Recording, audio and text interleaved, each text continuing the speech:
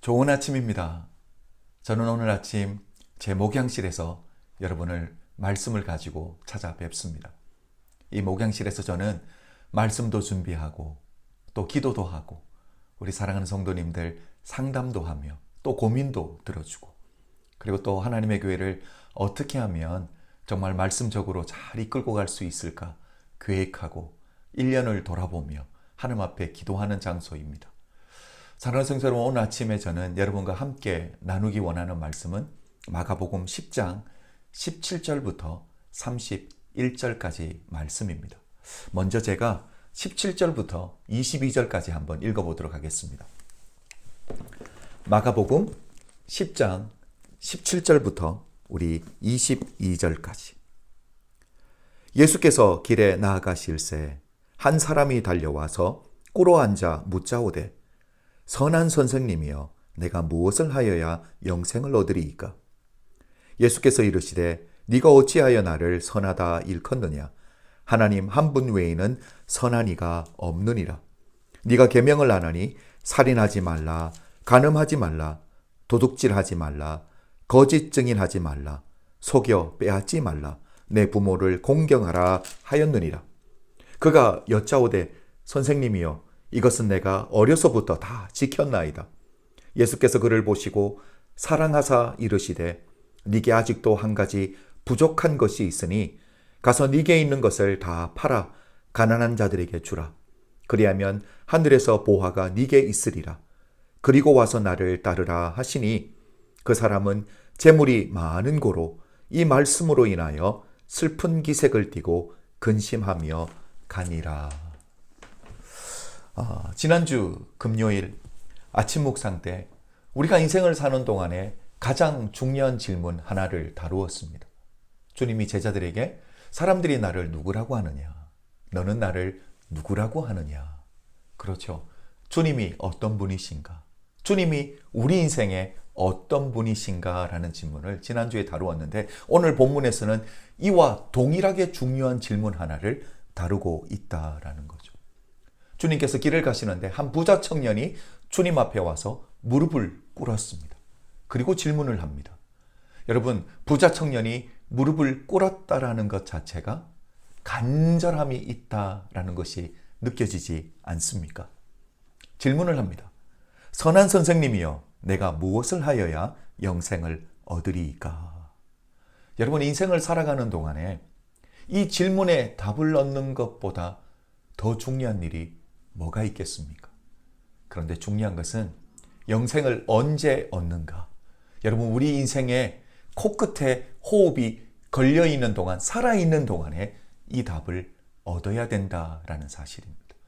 그래서 저는 말씀을 준비하면서 다시 한번 하나님 앞에 기도드렸던 게 뭐냐면, 하나님, 우리 은혜교회에 속한 모든 성도님들 단 한 사람도 예외 없이 영생을 얻는 유일한 길이요 진리요 생명 대신 예수 그리스도를 만날 수 있는 은혜를 주십시오라는 간절한 기도가 나왔습니다. 여러분, 이 부자 청년, 어떻게 보면 모든 걸 가지고 있어서 더 이상 마음의 소원이 없을 것만 같은 청년인데, 이 청년이 정말 마음에 소원하고 얻고자 하는 게 한 가지가 있었습니다. 그게 뭡니까? 그렇죠. 영생입니다. 여러분, 주님을 찾아와서 무릎까지 꿇고 진지하게 물어봅니다. 선한 선생님이여, 내가 어떻게 하여야, 내가 무엇을 하여야 영생을 얻을 수 있습니까? 라고 질문을 할 때 우리 주님이 뭐라고 대답하십니까? 모세가 이미 우리에게 계명을 주었다. 율법을 지켰느냐? 율법을 지키라 라고 주님이 말씀하시죠.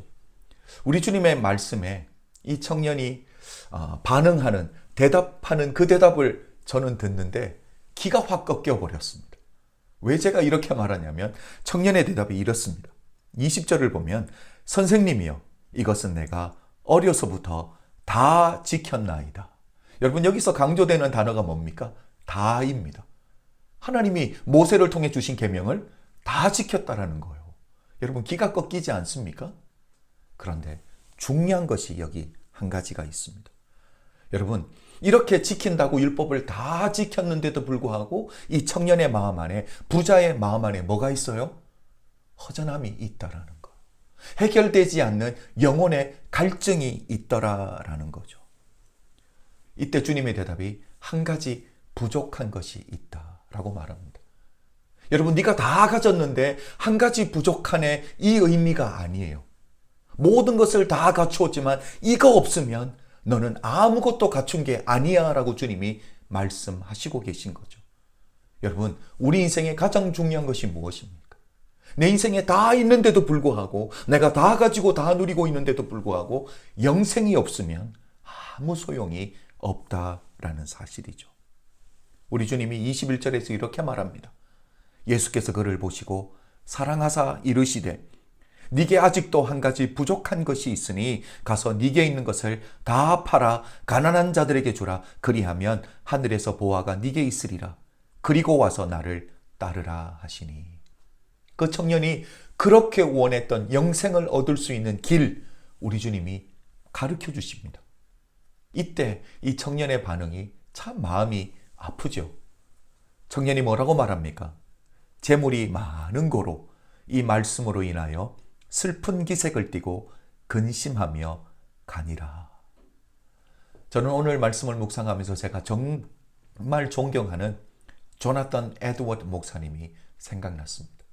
여러분, 이 목사님은 18세기 때 미국 대각성 운동의 선두주자로 하나님 앞에 귀하게 사용받았던 믿음의 사람입니다. 여러분, 에드워드 목사님의 이 Religious Affection이라는 책을 보면 가짜 성도와 진짜 성도를 선명하게 구별하는 힌트를 하나 주고 있습니다. 가짜의 특징이 뭔지 이렇게 말합니다. 그게 뭐냐면 가짜들은 하나님의 능력만을 좋아한다라는 사실이죠. 여러분, 여기서 우리가 볼 수 있는 게 뭐예요? 우리 하나님이 얼마나 크신 분인지, 능력이 많은 분인지 가짜도 안다라는 사실이에요. 그래서 가짜도 그 하나님의 능력으로 인해 내가 무엇을 얻을지 알기 때문에 그 특징이 뭡니까? 하나님의 능력만 좋아한다라는 거죠. 여러분, 이에 반해서 진짜는 어떻습니까? 하나님의 거룩하심, 하나님의 성품을 좋아한다라는 거예요. 그래서 이걸 조금 더 구체적으로 설명하면 가짜는 하나님이 필요할 때, 내가 힘들고 어려울 때, 그래서 하나님이 필요할 때 하나님을 찾는다라는 거죠. 그러나 진짜는요, 환경과 내가 처해 있는 조건과 문제를 뛰어넘어 하나님을 찾는다라는 거예요. 그리 아니하실지라도 하나님을 찾는다라는 거. 왜? 하나님을 좋아하기 때문입니다. 다른 것이 있어서가 아니라, 조건이 있어서가 아니라 하나님을 좋아하기 때문입니다. 여러분, 저는 앞에서 그 청년의 질문, 어떻게 하면 영생을 얻을 수 있을까? 조나탄 목사님이 주신 이 힌트에서 답을 한번 찾아보려고 합니다. 여러분, 우리가 영생을 얻고 하나님 자녀가 되려고 하는 그 이유가 하나님의 그 능력 때문에, 내가 얻고자 하는 그것, 하나님의 능력으로 얻어내려고 하는 이 인간적인 욕심 때문에 하나님을 찾고 하나님의 자녀가 되려고 하는 것은 아닌지 스스로를 돌아봐야 된다라는 사실이죠. 여러분, 우리 은혜교회 모든 성도님들은 순진했으면 좋겠습니다. 주님을 찾는 이유가 인간적인 이유와 목적이 있어서가 아니라 그냥 주님이 좋아서, 그냥 주님을 예배하는 그 자체가 좋아서, 주님의 날개 아래 거하는 그 순간이 복된 것을 알기 때문에 주님을 찾는 우리 은혜교회 성도님들이 다 되어야 될 줄로 믿습니다. 그리고 오늘 마지막 부분을 보면 부록처럼 나와 있는데 베드로가 주님께 말씀드리죠.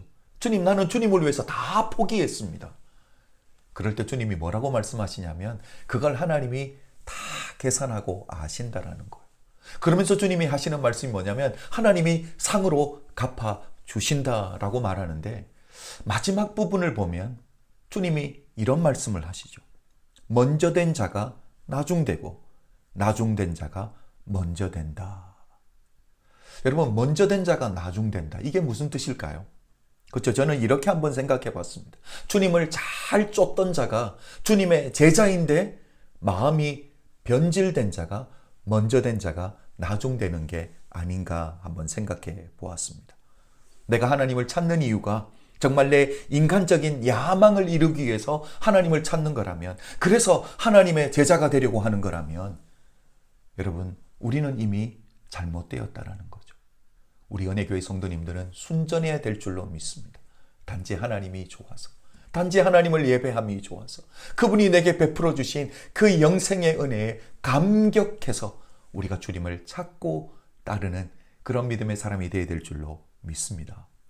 여러분, 이 귀한 아침에 우리 스스로는 내가 먼저 된 자라고 생각하고 있었는데 이 말씀에 비추어진 내 모습을 보니까 이미 주를 향한 첫사랑은 식어진 지 오래되었고, 예배를 드려도 더 이상 가슴이 뛰지를 아니하고, 열정도 다 식어버린, 그래서 내가 점점 더 나중된 자의 자리로 나아가고 있는 내 모습을 발견하지는 않으셨습니까?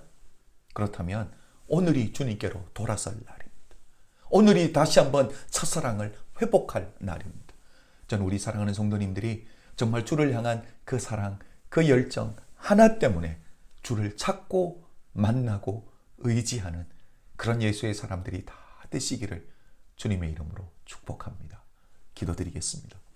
아버지 하나님, 감사합니다.